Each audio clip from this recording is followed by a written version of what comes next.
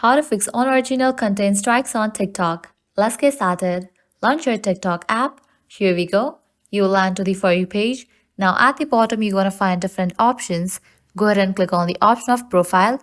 Once you land to your profile page, now at the top right corner, you can find three bars. Click on it.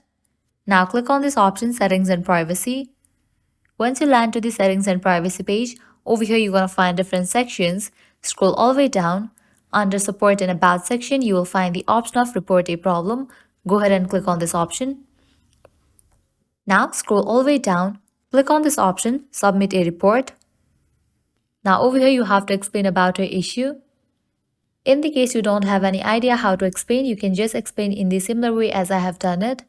I'm having issues with the unoriginal strike on my TikTok content. Please fix my issue as it's my content and it's very important to me. Once you describe it, you can click on Submit.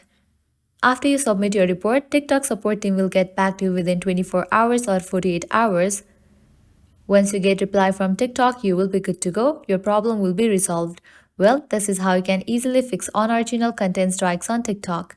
At the end, if you guys find this video helpful, don't forget to like, share and subscribe to our channel. Thank you.